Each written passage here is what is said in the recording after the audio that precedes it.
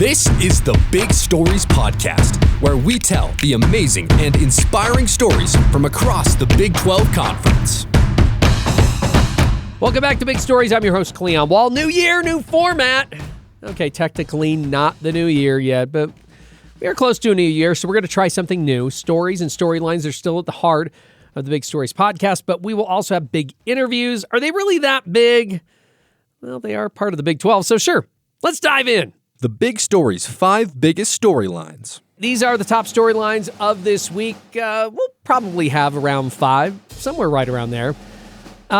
Christmas time is here, which means the number of big-time games in the Big 12 is dwindling. More and more teams are fattening up on lesser and lesser opponents as we inch closer and closer to Big 12 play. There are a few exceptions. Texas Tech gets to play Duke, and Houston is taking on Arkansas. The Razorbacks recently took down the Red Raiders. Arizona's playing San Diego State. I doubt the Wildcats thought that they would get an also-ran Aztec squad when they scheduled them. SDSU is not as good as they have been in years past. Other than that, it's just a lot of good teams fattening up on lesser opponents. By the way, the top teams remain the top teams. The Arizona Wildcats keep killing it. They are 9-0 and number 1 in the AP poll, but number 2 in the coaches poll. Iowa State got a first-place vote and comes in at number 4 after beating in-state rival Iowa. Houston is 8th and BYU 10th. Big 12 is the only conference with 4 teams in the top 10. The Big 10 has 3. By the way, Kansas and Texas Tech are also in the top 25 with Arizona State in the also receiving votes category. Now, this is kind of the big interviews portion of things. We are talking about every Big 12 basketball team this season. We could call them season previews, but the season's already started, so it's just Big 12 basketball stories at this point in time with podcasters from across the Big 12 footprint. Let's start out with the West Virginia Mountaineers, who have started out the season with some good losses, but not a lot of great wins. So producer Chase Davidson chatted with Mike Casazza of Ear Sports and the Country Roads Confidential podcast, and they talked about the difference between last year's Mountaineers squad and this year's team. What's different is everything. This is their 4th coach in 4 seasons. A whole new roster again. Nobody who played last season is on the team this year, and that was the exact same last year. So they haven't had a returning point, minute, anything the last 2 seasons. That's a tough place to live in college basketball these days. So everything is new, and they have their record's okay. They're 8-4. They'll be 9-4 because they play one of the worst teams in the country next week. So they'll be 9-4 at the end of non-conference play, but they just haven't beat anybody. They beat Pitt. Pitt's a sub-500 team that has losses to Hofstra and Quinnipiac. Those are not great teams, so that doesn't help Pitt, which doesn't help West Virginia. They've lost to Clemson and Xavier and Wake Forest and Ohio State on neutral courts, and those are pretty much their only opponents that have a pulse so far this season, and they haven't been able to get it done. They had double-digit leads against Clemson, against Ohio State, and just couldn't hold on. Just a talent thing. Could be a camaraderie, could be experience, I don't know, but you're 12, 13 games into this and you're seeing like a pattern against good competition. They're a long way from a bid right now, and to be honest, they'll have to do something probably undeniable, that'd be my word, I guess, in Big 12 play. And what is that? I don't think 9 wins is going to do it unless they clean up and get, those top handful of teams. But they only play them once. They only play Kansas, Texas Tech, BYU, Houston, Arizona. They only play those guys once. So it's not like they're going to have a chance or 2 swings at them. So, 3 at home, 3 on the road against those teams. Got to get some of them. And you really can't get swept by Kansas State, can't get swept by Cincinnati, can't get swept by UCF because they just have no margin, even though they have a winning non-conference record. Right. There's been some tough finishes there for West Virginia. That Ohio State loss was really close. I believe that went to double overtime, if I'm not mistaken. Yes. But, I think West Virginia definitely has some hope here. Obviously, the schedule does lend themselves somewhat to West Virginia, like as you said. Maybe give some hope with the Big 12 being somewhat undisputably the best basketball conference this year. You never know. A team like West Virginia could come out of the woodwork, just need a couple big wins, and all of a sudden you're right on the bubble of the NCAA tournament. In your opinion, Mike, who is an underrated / developing player who is playing a bigger role this season? You said a lot of the team has changed.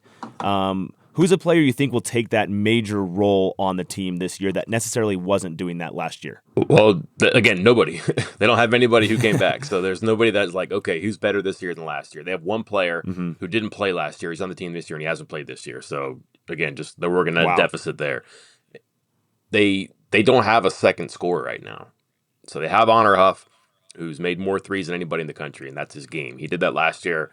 He's 5'11", maybe, and he just hunts threes. So he'll shoot about, for the season, probably close to like 90% of his shots will be three-pointers. It's crazy. They don't have anybody else that is getting them consistent points here. They were supposed to have that in Trace Eaglestaff. Was a big-time scorer at North Dakota, had 40 points against Alabama in kind of a marquee non-conference game, scored 50 in a conference tournament game. People thought that he would be like a filler-up kind of a guy, and he's lost it. He's doesn't have it. Doesn't shoot, doesn't score inside of his head, and just doesn't happen in between the lines right now. If they get that going, a second score, that would be huge. But again, you're 13 games, 12 games into this. You kind of just think it is what it is. And all of a sudden, are you going to have confidence? Are you going to be effective? Are you going to be prolific against Big 12 teams when you weren't against, seriously, one of the worst non-conference schedules in the country? They're about 340 in non-conference SOS, according to KenPom.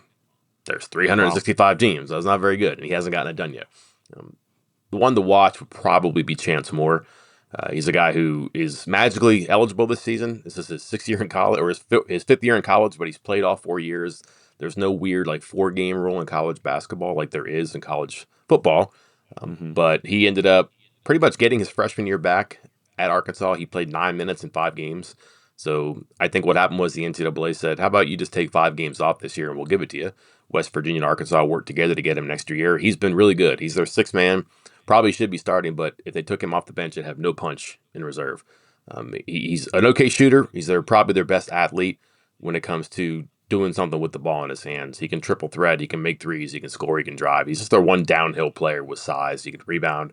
Good enough defender. And if they're looking for a second person now, here's somebody who's played 7 games now. Everybody else played 12. He's played 7. So it's catching up a little bit to him. He's had 1 bad game, and he's been pretty good in the rest of them. And I think that's a guy that you look at, and maybe he has to do it. Maybe he has to call his own number and say, I am that second option. I'm the first guy off the bench. Let me try to do something productive here. And he has the tools to do that. He's just different. He's the one person who can put pressure on the rim, who can catch it at 3-point line and dunk. They don't have anybody else who can do that. Who can also make a 3-pointer and give you like a little bit of flexibility if you're a defender trying to figure out how do I handle this guy. That is the pick, and that probably does need to be the pick. And if it's not going to be Eaglestaff, so Eaglestaff has probably run himself out of the conversation. It seems like it's Moore's opportunity to fill in. Okay. Good to know about those new players. Sounds like, yes, there's been a lot of churn on the West Virginia roster. In your opinion, obviously the NCAA tournament would definitely be a success, but what would you say is the minimum amount of success that would be acceptable for the new coaching staff and the players and the fan base? What would you say is the minimum amount this season of wins, NIT tournament, standing in the Big 12, in your opinion, in the fans, minimum amount of success that's acceptable? They need to be a bubble team, just the way it is now. They've spent a lot of money. They've turned it over the roster a bunch. They've spent money on players. They've had good classes. They've had better rosters than they had this year. But why isn't it working this year? I don't think that people are going to scale back their expectations just because the supporters remain what it is, but the product isn't. I don't think it's a good excuse for fans. So to answer your question, yeah, they need to be in the hunt. I think it's going to be hard to do. I'd be surprised if they accepted an NIT bid just because they have people who've been there before and done that before. These are guys that want to play in the NCAA tournament or just want to get on with their lives, I think. The exception might be that weird tournament in Las Vegas that comes with some money attached to it. That might be different, but a lot of these guys have played in the NIT, have, or even coaching the NIT, have played in the NIT Final Four, the NIT championship game.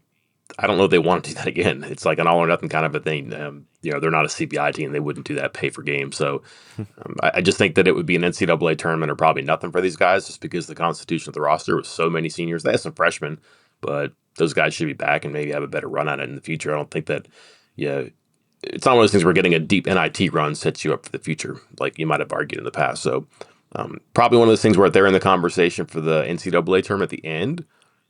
Yeah, maybe that's a different story. Maybe people feel better about it. But that's the thing, too. There's no continuity anymore. You don't say, like, you know what, this team won 18 games, but they're starting 5 back, or something like that. Or, hey, we get 3 starters and a top bench guy back next year. You don't see that anymore, and that's not really a thing that people believe in right now.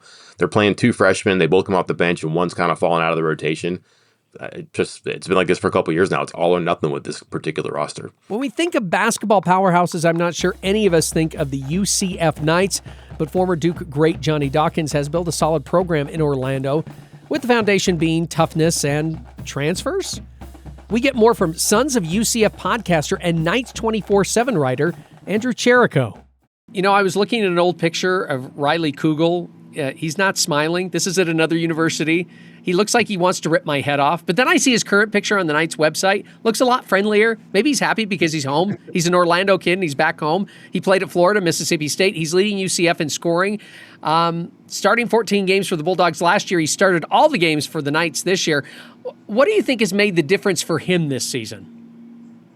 I think it's really come down to him being the guy and being the primary ball handler and scorer in the system. With a guy like Riley, he can score from anywhere on the court, in the paint, pull up mid-range, just three-point shooting. He's the best three-point shooter on the team, in my opinion, when he gets his looks. Best three-point shooting shot creator as well. The Knights have some really good catch and shoot three-point shooters. But in terms of Riley, he can really get to his spots well. And I think him having that comfortability of knowing that he's one of the marked guys on the offense is appealing to him. And with Coach Johnny Dawkins, it's not just about scoring for Riley either. He wants to see him growing defensively. He wants to see him growing as a playmaker and most importantly, as a leader. For this UCF offense, this isn't like years in the past where there's been just one or two primary scorers. And if those guys can get the ball rolling, they're not going to have success. Riley Kugel started off the season extremely hot and has since cooled down just a teeny bit, but the Knights have still been on historic pace in terms of their program history in terms of wins. Yeah, the Knights lost at Vandy early in the season, and then they've gone on a nice win streak. What do they still need to work on as they get ready for Big 12 play? Absolutely. Like any other team in college basketball right now, building a new roster each offseason is a hard thing to overcome. It's a hard thing to adjust. For Coach Johnny Dawkins, it's 13 new guys on this roster. No captain from last season coming back. We had a guy, Darius Johnson, who was there for 4 seasons straight, and he was the consistent go-to guy. For Coach Dawkins, it was basically starting from the ground up once again. He attacked size and floor generals in the transfer portal. One of the main guys that he brought in was guard Themis Folks, who got off to a slower start this season, but has since found that comfortability of being the floor general, the point guard that the Knights need to control the offense when he's off the ball, on the ball. It doesn't really matter where he is impacting, but if he has an impact on the game, the Knights are doing well. For me, it's just about building the gelling and building the chemistry. We know Johnny Dawkins' systems are mainly defensive. When you think Johnny Dawkins basketball, you think defense, you think physical, you think intensity, grit. This team has had some of that, but not for all of the minutes played in a game, not for 2 halves consecutively. Coach Johnny Dawkins says you sometimes get 10 good minutes, you get 20 good minutes. He wants to see 40 good minutes of straight physical defense. And I think those are the kind of things you want to see. The offense has been spectacular. The Knights aren't known for being a super deep three-point shooting team, but while they aren't shooting as much, they are being more efficient. So offense is trending in the right direction now. Can we see that consistency on defense? We'll have more in-season reviews as the season moves along. Now, it's no accident we had Mike and Andrew on the show because while we're doing in-season reviews for basketball, we're also looking back at the 2025 football season, going from the bottom to the top. Last week, we covered Oklahoma State, and this week, it's West Virginia and UCF. Each team finished 2-7 in conference.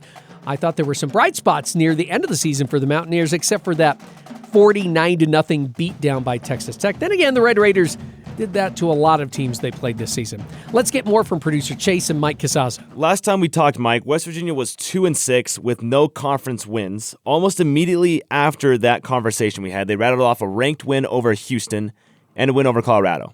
This is a broad question, but in your opinion, this was kind of 2/3 through the season. What changed for West Virginia in those weeks? I don't know how they beat Houston because I think Houston was a good team and just matched up well against them, but they got hot. Their quarterback and their running game especially were really good that day. But Houston's a pretty good team. They won 9 in the regular season? I can't remember. They were better than West 9. Virginia. They were better than West Virginia.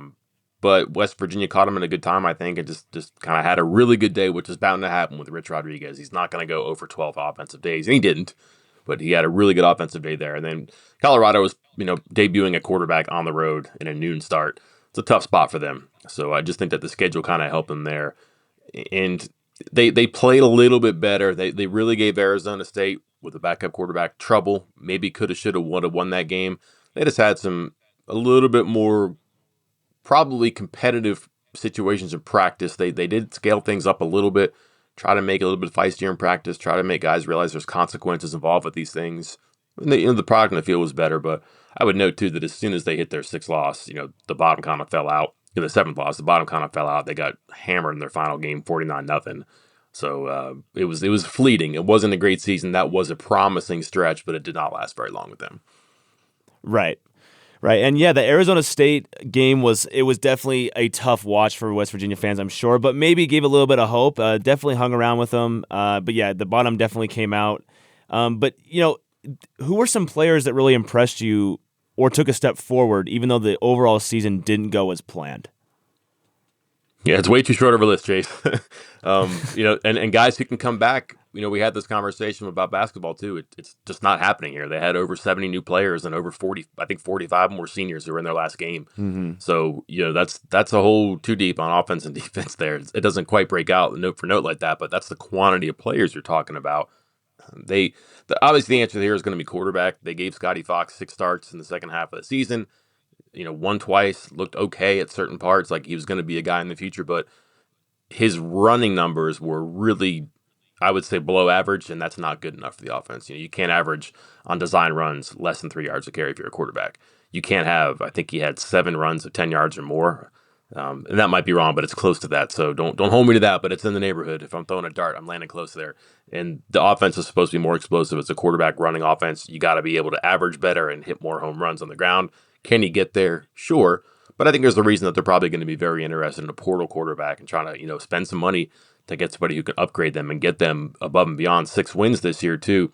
And then defensively, they had some defensive linemen who kind of perked up toward the end of the season. Bigger guys who fit maybe with what they want. They've really gone after experience, like physical maturity in their recruiting and who they're probably going to target in the portal. But middle defensive line players, Nate Gabriel, Corey McIntyre, Asani Redwood, those are players who should come back and be at the core of what they're trying to do defensively.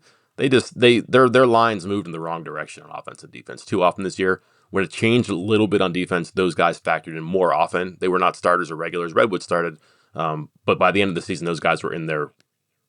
The majority of the snaps, if not in tandem, then all together, and trying to make something work just to be a little bit more, a little better line of resistance on the defensive side of the ball. Thank you, Mike. Hoping for the best for West Virginia football and basketball coming up this year. Thank you for joining us, Mike. No problem, Chase. Thanks. Last offseason, the big news was that Scott Frost was coming back to Orlando to coach UCF. Then his team went 5-7. So I asked Andrew Cherico to grade Frost's first season back on the sidelines with the Knights. It is so hard to answer this question for a multitude of reasons. Many people are just disagree with even rating this season because they're kind of giving him like the year 0 excuse of having a season. But in my terms, he played a season. Players are losing eligibility. The season for sure counts. I give this season a solid C. I'm not going to do C-, I'm not going to do C+. We're going to give it a C. He took a roster with 69 to 70 new players, basically had to transform the offense, new quarterback, same running back as last season. He was one of the mainly consistent players, Miles Montgomery, new receiving core, a lot of guys from schools, to be honest, many people didn't hear of. DJ Black came from Limestone, a university that's currently shut down. So he made quite literally the most of what he had with the players he had. UCF could have been so much better, though, this season. I think that's what fans are scared of when they think about the bigger picture. Coach Frost, it's so close like he was at his previous stop, so close, but can he get the job done? Just this season, 5-7. You're talking about a play on the goal line against Kansas. That makes it, they're 6-6. Another, if they score a touchdown against Houston, they're 7-5. There's so many different ways the season could have gone. It just seemed UCF got the short end of the stick. A majority of those final clutch plays in the fourth quarter, talking last drive, penalties. Penalties were a huge killer for the Knights this season. But then again, put it in perspective. Gus Malzahn and the UCF Knights of last season, who had R.J. Harvey as his running back, currently on the Denver Broncos with 10 touchdowns on the season, finding the end zone game after game. You kind of put it in perspective that Gus Malzahn went 4-8 with a talented as roster as he had, and Coach Frost went 5-7 with what he had. Still struggled in conference play, yes. Struggled on the road, absolutely. But there are still positives to take away from this season. And there is somewhat of a leeway I give Coach Frost for his first season being back and really establishing that culture that he wants to hone in. And I think he can take to another level in year 2. You mentioned quarterback and how he had to have a change in quarterback. Taven Jackson was the guy who took most of the snaps this season. Where do the Knights now go when it comes to the quarterback position? Quarterback has been something UCF hasn't had consistently since 5 years ago, if you wanted to go that far. Last season, 4 or 5 different quarterbacks played snaps as a starter, including freshmen who weren't on the team now this season. Taven Jackson has already announced his plans to enter the transfer portal. Jakari Brown is expected to enter the transfer portal. And quarterback Cam Fancher, who initially won the job at the beginning of the season, right before the season started up, Coach Frost said in the presser, Cam Fancher won the job. He came out the game against Jacksonville State with an injury. That's when Taven Jackson got the open door and he took advantage of his opportunity. But Cam Fancher is a redshirt senior who is looking for a medical redshirt to possibly get that 5th year and maybe stick around for another season. I think that's a guy that Coach Frost would want back. Not saying he would be a starter, but I do think Fancher can provide stability in the quarterback room and be a very solid backup because he's going to know the system better than, I guess, anyone else who comes through. UCF just got 2 new quarterbacks in their 2026 signing class. 4-star quarterback Rocco Marriott from Missouri and then 3-star quarterback Dante Carr from Pennsylvania. So those are 2 guys who are going to be in the system developing, but you can't expect nothing out of freshmen like that just fresh into the system, especially in the Big 12 Conference. What do you think? Let me start it this way. Before we even started talking, you mentioned to me that guys were entering the transfer portal, and I'm sure guys are going to be coming in to the Knights too. But where do you think Coach Frost needs to go from here? What direction, or I guess I would just say, what's his biggest focus for the 2026 football season? Absolutely. I think it needs to be building consistency in the trenches. UCF just lost one of their main hometown guys and announcing his entering the transfer portal, John Walker, who was the highest ranked recruit ever out of UCF, going to UCF. He announced his plans to enter the transfer portal and was getting plenty of buzz from other teams around the nation. But I think building consistency in the trenches, UCF obviously had the tragic loss of their offensive line coach, Sean Clark, this season. And honestly, that threw off a lot, especially going into into conference play.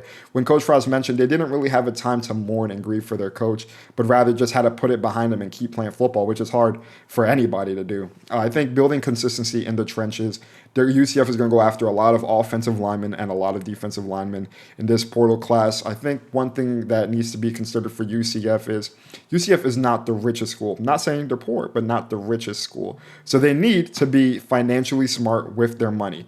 One thing that I have noticed, and plenty of others, and Coach Frost kind of mentioned it during his early signing day presser, was UCF is around the middle of the pack, I would say, in Big 12 financially. They need to have their assets that they spend big money on the field playing. If they have their recruits who are on the bench as 4 stars and 3 stars all off the field, that's not going to help to contribute to a winning product. But rather, Coach Frost wants to use the finances that he can to get on the field immediately. Why invest in a 4-star guy if he's not going to play in 2 years? Or he might not be even on the team in 2 years, given this current landscape of college football.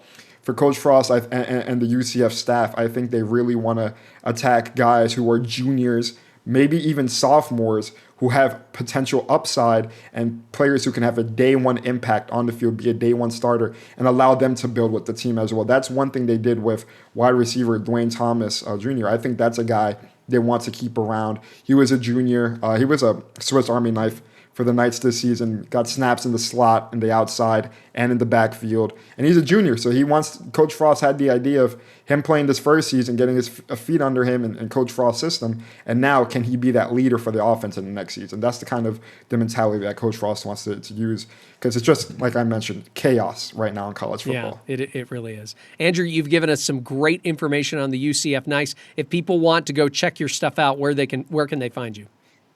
Absolutely. For UCF, you can find my video broadcast work on Sons of UCF as Andrew Cherico, and you can find my written articles, my recruiting scoops, and insider information for Latavius Murray's Knights 24/7. The big stories, big man on campus. This one is easy. We are giving it to Texas Tech linebacker Jacob Rodriguez. He won the Lombardi, Bednarik, Nagurski, and Butkus Awards.